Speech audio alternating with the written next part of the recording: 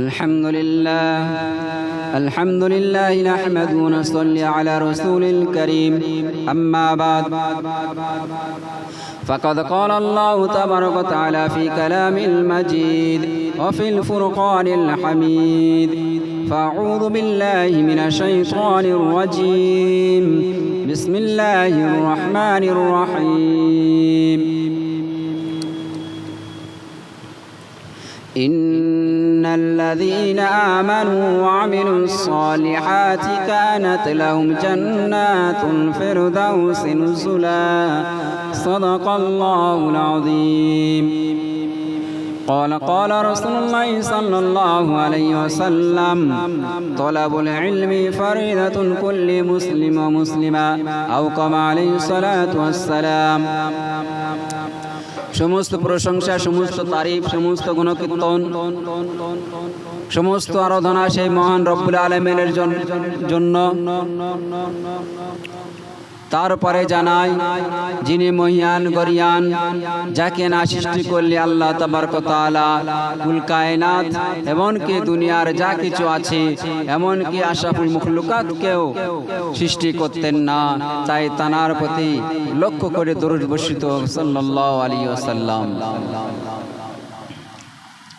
আজকে আমি দ্বীনি ইলম মাসাইল সম্পর্কে কিছু আলোচনা করব। তো দ্বীনি ইলম ব্যাপারে আল্লাহ রাসূল সাল্লাল্লাহু আলাইহি ওয়াসাল্লাম বলেছেন যে প্রত্যেক মুসলমানের উপরে দ্বীনি ইলম,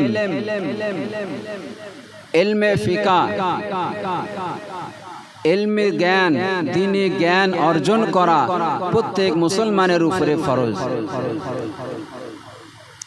যেমন একটা মানুষের উপরে, একটা মানুষের জন্য খাওয়া জরুরি, ওই রকম তার উপরে দ্বীনি ইলম অর্জন করা জরুরি। এটা মুসলমানের উপরে ফরজ। এই দ্বীনি ইলম অর্জন করব কেন? যে আমি আল্লাহর বান্দা, আল্লাহ রাসূল সাল্লাল্লাহু আলাইহি ওয়াসাল্লামের উম্মত। আল্লাহ আমাকে দুনিয়ায় পাঠিয়েছেন, কি জন্য পাঠিয়েছেন? আমাকে দুনিয়ায় কি করতে হবে, কি করতে হবে না, আমি আমার কোন কাজটা করা যাবে, আমার কোন কাজটা করা যাবে না, কোন জিনিস জায়েজ, কোন জিনিস না জায়েজ, কোনটা হালাল, কোনটা হারাম, এইটা ইলম আমাকে বলে দেবে, ইলম আমাকে সেই রাস্তা দেখিয়ে দেবে। তো আল্লাহ রাসূল সাল্লাল্লাহু আলাইহি ওয়াসাল্লাম বলেছেন ইলম অর্জন করা প্রত্যেক মুসলমানের উপরে আছে কি ফরজ। চাই সে বাচ্চা হোক, চাই সে বাচ্চি হোক, চাই সে জওয়ান হোক, চাই সে বুড়ো হোক, এই দ্বীনি ইলম শেখার কোনো বয়স নেই। মৃত্যু আগ পর্যন্ত দ্বীনি ইলম, দ্বীনের জ্ঞান, কোরআন ও হাদিসের জ্ঞান শিখতে পারবে। যখন আমার মৃত্যু হয়ে যাবে আমি আর দ্বীনি ইলম শিখতে পারবো না। আমি মৃত্যু আগ পর্যন্ত দ্বীনি ইলম শিখতে পারবো।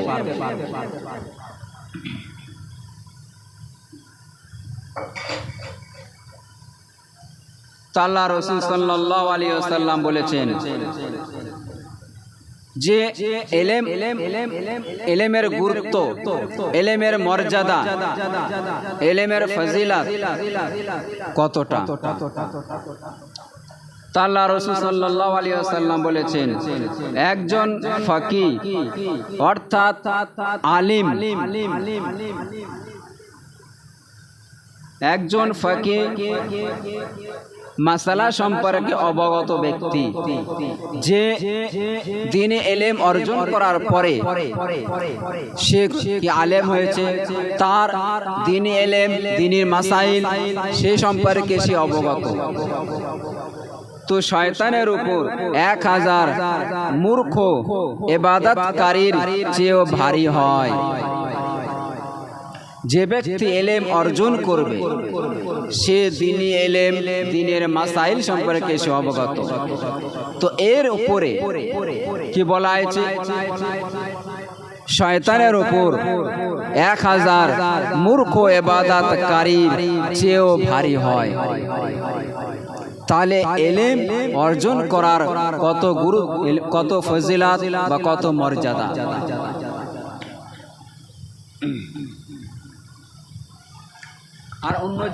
আর অন্য জায়গায় আল্লাহ রাসূল সাল্লাল্লাহু আলাইহি ওয়াসাল্লাম বলেছেন, তোমরা নিজেরা ইলম শিক্ষা করো এবং অন্যদেরকে শিক্ষা দাও।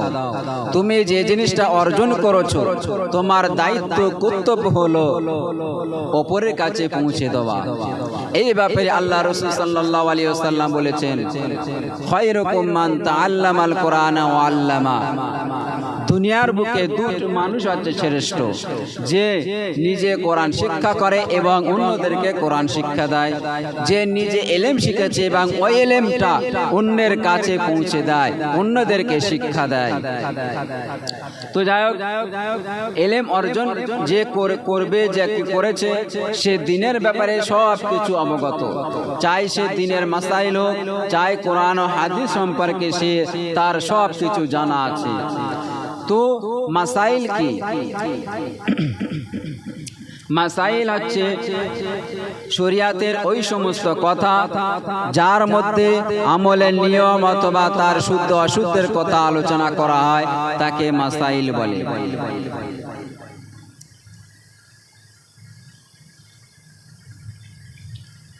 দিনের ওই সমস্ত কথা যার মধ্যে আমলের নিয়ম অথবা তার শুদ্ধ অশুদ্ধের কথা আলোচনা করা হয়, তাকে মাসাইল বলে। কিন্তু আমি একটা মুসলমান, আল্লাহর বান্দা, নবীর উম্মত হয়ে আমি দ্বীনি ইলম অর্জন করিনি, আমার দ্বীনের ব্যাপারে কোনো জ্ঞান নেই, আমি দ্বীনের ব্যাপারে কোনো অবগত নেই, আমি কি করি? ইলম সম্পর্কে বা মাসাইল সম্পর্কে বা কোরআন সম্পর্কে বা হাদিস সম্পর্কে, দিনের কোনো ব্যাপারে কোনো বিষয় নিয়ে আমি এক অপরের সঙ্গে তর্ক বিতর্ক করতে থাকি। আমার যে জিনিসটা জানা নেই সেই জিনিস ব্যাপারে, সেই জিনিসের নিয়ে কারোর সঙ্গে তর্ক বিতর্ক না করা। তো আমাকে কোন জিনিসটা করতে হবে, আমার কোন জিনিসটা করা যাবে বা কোনটা করা যাবে না, সেটা ইলম আমাকে রাস্তা দেখিয়ে দেবে, ইলম আমাকে বলে দেবে। কোন জিনিসটা হালাল, কোনটা হারাম, কোনটা বৈধ, কোনটা অবৈধ, কোনটা করা জায়েজ, কোনটা করা না জায়েজ, সেটা ইলম আমাকে শিখিয়ে দেবে। তো আল্লাহ রাসূল সাল্লাল্লাহু আলাইহি ওয়াসাল্লাম বলেছেন,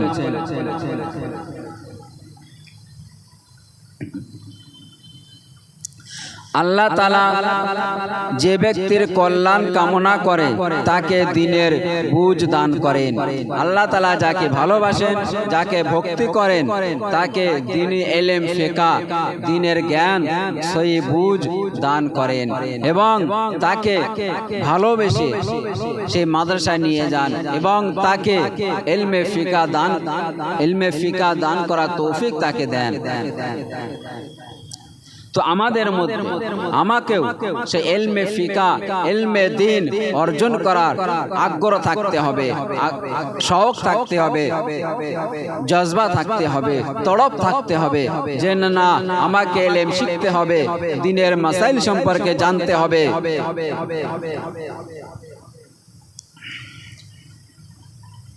আল্লাহ রাসূল সাল্লাল্লাহু আলাইহি ওয়াসাল্লাম বলেছেন, যে ব্যক্তি ইলমের অনুসন্ধানে বের হয়, যে ব্যক্তি ইলমের অনুসন্ধানে বের হবে এবং তা অর্জন করে নেবে, আল্লাহ তাআলা তার জন্য দুটি সওয়াব লিখে দেবেন। যে বের হয়ে ইলম অর্জন করলো, আল্লাহ তাআলা তার দুটি সওয়াব লিখে দেবেন। আর যে ব্যক্তি ইলমের পিপাসা রাখে কিন্তু তা অর্জন করে না, তার মধ্যে ইলম শেখার পিপাসা আছে কিন্তু সে ইলম অর্জন করে না বা করতে পারে না, তো আল্লাহ তাআলা তার জন্য একটি সওয়াব লিখে দেবেন। যে আমার মধ্যে ইলম শেখার আগ্রহ আছে, আমার মধ্যে ইলম শেখার জজবা আছে, আমার মধ্যে ইলম শেখার ইচ্ছা আছে, আমার মধ্যে ইলম শেখার তড়প আছে, কিন্তু আমি করতে পারি না, তা আল্লাহ তাআলা একটি সওয়াব লিখে দেবেন।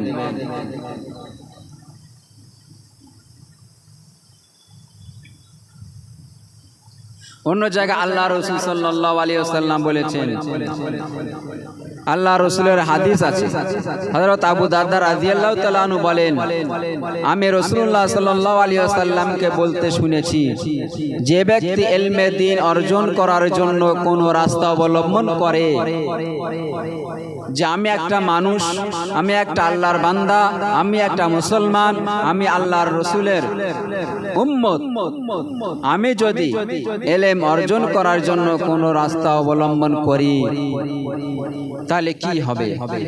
তা বলছেন আল্লাহ তাআলা তার বিনিময়ে তাকে জান্নাতের রাস্তাসমূহের মধ্যে হতে কোন একটি রাস্তায় পরিচালিত করেন। আমি যখন ইলম অর্জন করার রাস্তাটা বেছে নেব, তো আল্লাহ তাআলা তার বিনিময়ে আমাকে জান্নাতের রাস্তাসমূহের মধ্যে হতে কোন একটি রাস্তায় পরিচালিত করেন। তো আমি যখন ইলম অর্জন করব, তো আমার সেই ইলম বলে দেবে মাসাইল সম্পর্কে, অর্থাৎ দিনের প্রত্যেকটা জ্ঞান, দিনের ব্যাপারে সব কিছু ইলম আমাকে রাস্তা দেখিয়ে দেবে। যে কথাটা আগে বলেছিলাম যে আমার কোন জিনিসটা করা যাবে, আমার কোন জিনিসটা করা যাবে না, সেটা মাসাইল আমার সামনে এসে বাঁধা দেবে। আমার যখন একটা জিনিস হারাম চলে এসছে, ইলম বলে দেবে এই জিনিসটা তোমার জন্য হারাম, আর যদি হালাল হয় তো ইলম বলে দেবে তোমার জন্য হালাল, তোমার জন্য জায়েজ আছে। তো মাসাইল বলে দেবে এটা তোমার জন্য জায়েজ নয়, এটা তোমার জন্য জায়েজ আছে, এটা তোমার জন্য হারাম, এটা তোমার জন্য হালাল। সে মাসাইল আমাকে বলে দেবে। এটা কখন হবে? যখন আমি দ্বীনি ইলম, দ্বীনি জ্ঞান অর্জন করব। তো ইলম ঈমানদারের জন্য আল্লাহ তাআলার অনেক বড় নিয়ামত। তো আল্লাহ তাআলা যে ইলম দিয়েছেন, এটা ঈমানদারদের জন্য একটা বড়, অনেক বড় নিয়ামত।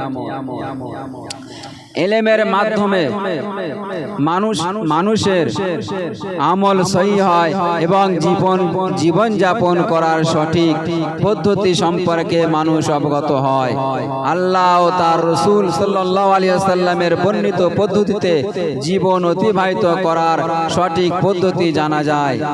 সেই জন্য আমাদেরকে মাসাইলের ইলম অর্জন করতে হবে।